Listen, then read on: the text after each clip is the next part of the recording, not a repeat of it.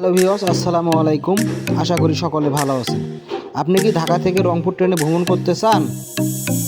ঢাকা থেকে রংপুর যে দুটি ট্রেন চলে তার সময়সূচি ও টিকিটের মূল্য আজকের এই ভিডিওতে দেখানো হবে।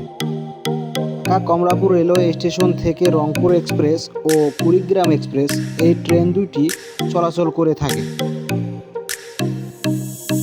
আপনি চাইলে এই দুটি ট্রেনের টিকিট সংগ্রহ করে রংপুর রেলপথে যাত্রা করতে পারবেন।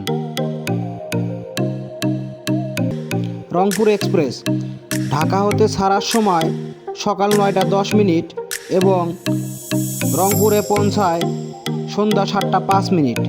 সাপ্তাহিক ছুটির দিন প্রতি সোমবার।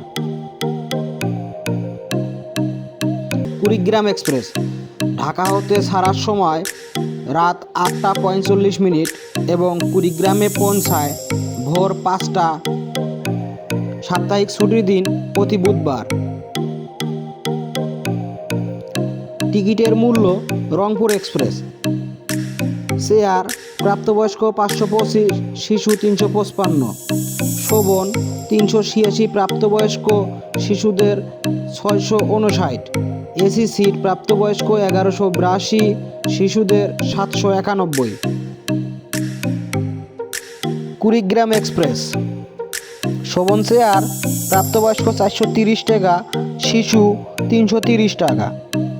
শোভন প্রাপ্তবয়স্ক 923 টাকা, শিশু 618 টাকা। এসি সিট প্রাপ্তবয়স্ক 1692 টাকা, শিশু 1146 টাকা।